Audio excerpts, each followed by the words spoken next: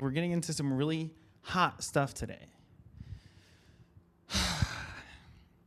I also just came off of a 3-day water fast, and I feel incredibly skinny. But here's the thing. Initially, I was going to have this be 2 separate videos. I wanted to talk about my love-hate relationship with Stranger Things. That was the name of the video. And I wanted to talk about why Heated Rivalry ruined my life. But every time I've tried to record this, and even now, I think I'm going to stick to my guns and my intuition because I feel like I should be comparing these 2 shows because they both came out around the same time in December 2025. Can you please be quiet? And I don't know. I think my experience with one coincided with my experience with the other. And it made me think of each a little differently. Stay with me. Okay. So let's start with Stranger Things because it's been around longer. I'm trying to be fair. And we'll start off with the things that I like. Now, this is a show. This is a show that came out when I was like a sophomore in high school, I want to say. Can't really remember. That feels right to me. For all intents and purposes, this should be a show that I like. And I think begrudgingly, I still do. I mean, the music was always great. I mean, the visual effects, I'll give them grace. For the most part, they were good. The concept, incredible. There's also a little freak with powers, with mind powers, who gets involved with like the kids, and it's very Stephen King. Obviously, we know Stranger Things. And as the season's gone on, like, there's just been some things that has like really bothered me with this show. And I honestly have to blame a lot of what I think is wrong with modern television with Stranger Things.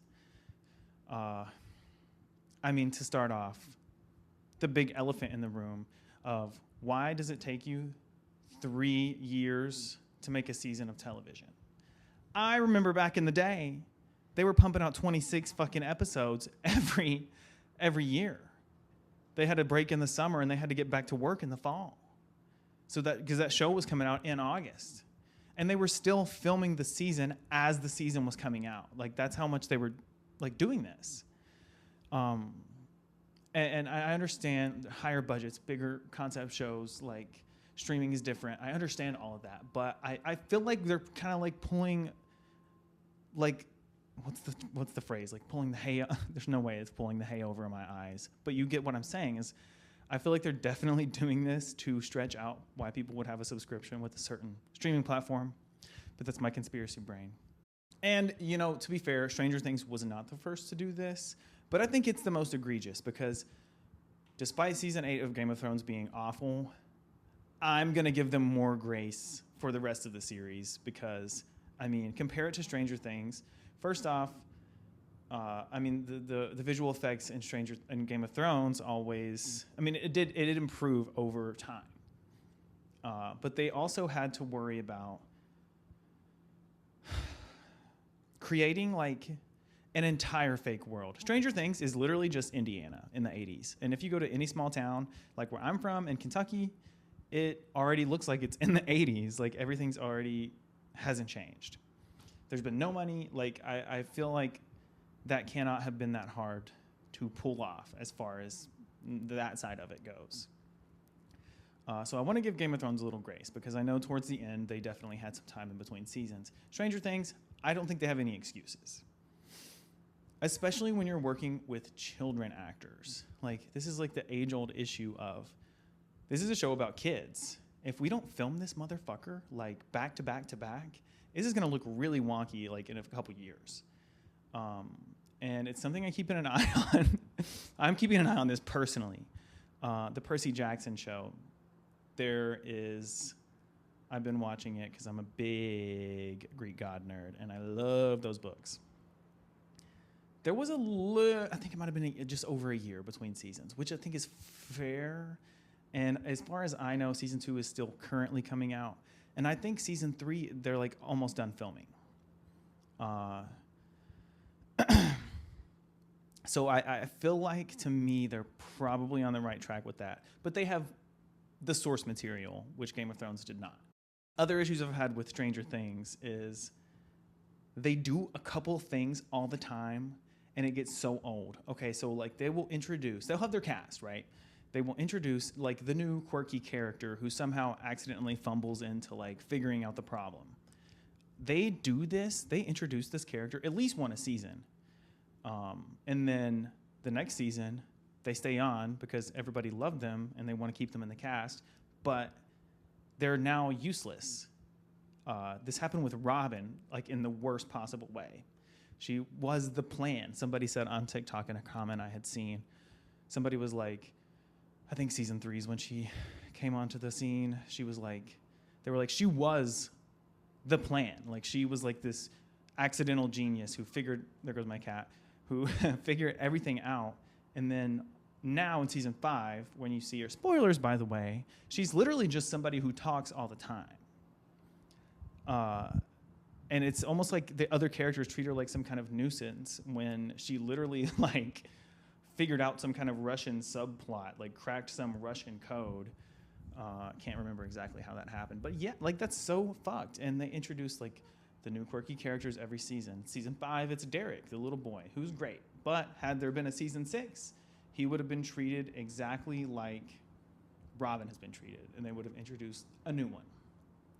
Another thing that has continually pissed me off about Game of Thrones, and I've seen a lot of people talk about this, is it's damn near every episode that they explain their plan by just finding whatever objects are near them and being like, okay, so this is Nancy, and this like cereal box is Will. They like zoom under the table. It's like, this is the upside down. Okay, that's fun here and there. It's fun here and there. I get it. They're doing like a callback to the D&D stuff. That's great. That's all well and good. Can we not do it every 10 minutes? Oh my gosh. There was a scene, of course, when I'm filming a video, my cat wants to go absolutely bonkers. And he's so chill the rest of the day. There's a scene in season 5 where Lucas is looking at popcorn popping and he's like, oh my God. And then he runs into the other room and then he's like, we have to bring back a Demogorgon to life. Where did that come from? Where did that come from? You were literally watching popcorn pop in the microwave, which I was told you're not supposed to do. And on top of that, of course, we have to talk about the Will Byers coming out scene. Do I find it absolutely ludicrous that he had to come out so that the villain wouldn't have anything against him? Yes, I do. The way that he came out, did I think it was absolutely bonkers? The writing of that scene and the way he said it and the level of absolute cringe that was coming off of the screen. Do I think that was bonkers? Yes, I do. Nothing about that scene was realistic or not that it's a realistic show, but these are realistic, like, fucking concepts. These are talking points, whatever, that happen every day. It was so bad. It was so bad I couldn't watch it. I had a hard time getting through that scene. Also, none of the actors were like doing their jobs except for like Sadie Sink and can't remember Lucas's actor, but he did a really good job, I think, this season. Will, Noah Schnapp, I have other reasons to not like him, but I mean, if you watch him in this season, it's like he's reading the script during the scene and he's not happy about it. And I could imagine that he's not. I could really imagine that he's not. The season, upon first watch, I was like, I feel like this wrapped up well enough. I feel like I feel like it met my expectations that it would be mediocre, but that it would be fine. And that's kind of how I felt when I watched it. Then I let a couple days pass. And then I recorded this video 3 times and had much time to mull this over. I think it was really bad. It was so bad that the huge Stranger Things fans online have become convinced that there's a secret episode coming out, like, I think tonight on the 7th when I'm filming this. I don't know. If that happens, and it's a good episode, I will eat my words. I feel like this is approaching Swiftie level delusion. Swiftie level delusion of trying to predict the re-recording release of Reputation. This is giving those vibes. I don't know. Anything could happen. I would think that's a really cool concept, and I'm not gonna lie, people are very convincing online when you see stuff like this. But if it's not, and this is just the fans noticing so many plot holes in the last episode, and they're so unhappy with how it ends, I really think the Duffer Brothers should go into like the nearest bunker and wait it out for a few years. I don't think it was as egregious as season 8 of Game of Thrones, but I gotta be honest, I don't think that most people had the same expectations from Stranger Things as they did Game of Thrones. I was there for season 8. And I have a lot of thoughts about that, but everyone else does. There's so many more videos and podcasts of people giving better opinions about it, and I kind of share the general consensus as well, of course. But overall, I think I would have to give, compared to like other seasons, season 4 of Stranger Things, I think ended fantastically. You know, Eddie had his cringy moments for sure and bad dialogue, but the scene of him fucking on the guitar, playing Master of Puppets while like the bats from hell are flying all around him, like trying to attack, that was sick as hell. I still listen to that remix when I work out. But I gotta say, my attention this month on television was massively interrupted by a little show called Heated Rivalry. This show took my life in its delicate little baby hands and delivered me out of my mother's womb itself. I haven't been obsessed with a show so much that it's affected my daily emotions since I watched One Tree Hill in high school. And hold on a minute. I know One Tree Hill is a bad show. I know it's awful, but I was a very hormonal teenager. I was going through some things, discovering some stuff about myself. And I think that like it was crazy because I would when the characters were like in a stressful plot situation, I was in a stressful point in my life. When the characters were happy and like, you know, so and so got back together, I was happy. So much like I had a really hard job at the time. I worked at Pizza Hut, and it was really stressful for me as a 16-year-old. They were so hard on me at that restaurant, and I was doing my best. I was doing really good, too, by the way. But there was this one time that, oh, my God, the football team in my high school, super small town, by the way, every year they would do this, like, Pizza Hut fundraiser. And the football team, I was also on the team, I think, at the time. I can't remember, but I was working that night anyway. They came in and they were serving. And I was kind of like the guy behind the screen. Not the screen. I was like, what's the Wizard of Oz term? The guy behind, whatever, you get it. That night, I was like, I'm going to pick up everything. Meanwhile, fucking Nathan and Haley's baby was kidnapped. And I was going through it.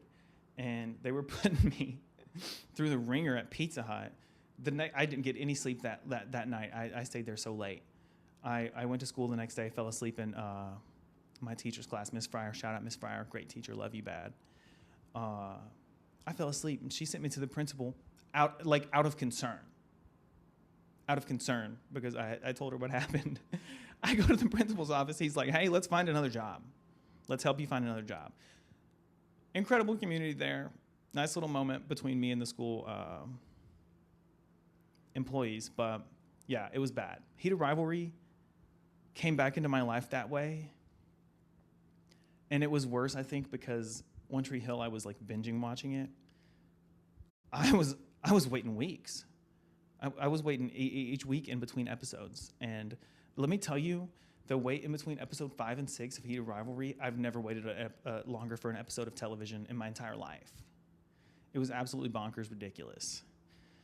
But thank God that show ended good. Oh my God. It ended on a good note, and I think I really need the time in between season 1 and season 2 to just soak it up. I'm not even mad that there's going to be a little bit of a wait there. But also they're putting everything about modern television to shame that I have issues with. First of all, small budget, but you really wouldn't know. Cinematography, great. Music, insanely good. Acting, awesome. The Russian accent, the Russian dialogue, incredible from a guy who's not Russian.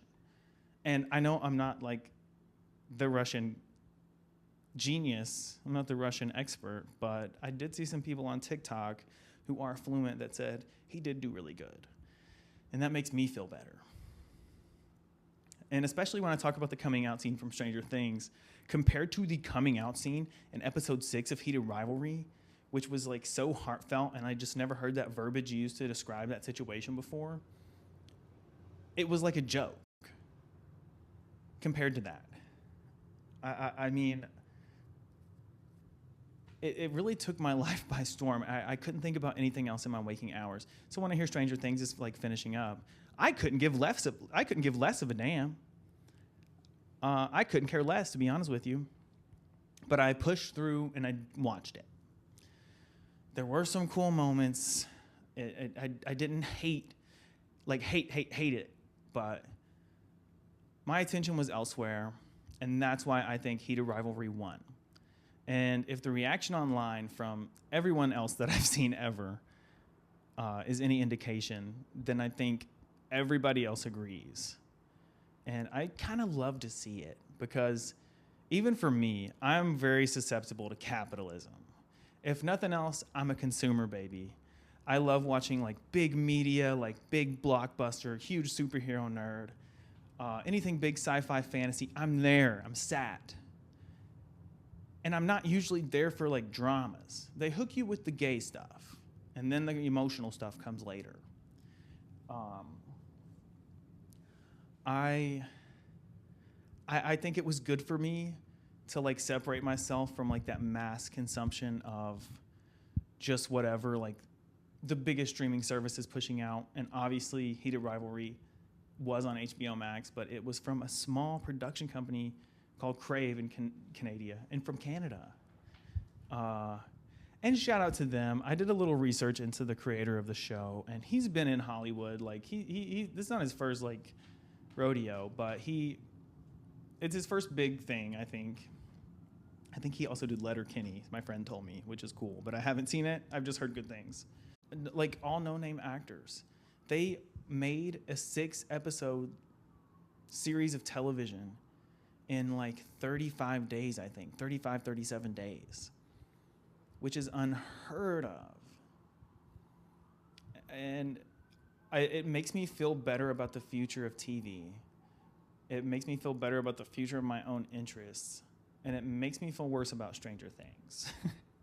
And I think that's my general consensus. Like, watching Heated Rivalry come out at the same time Stranger Things did, it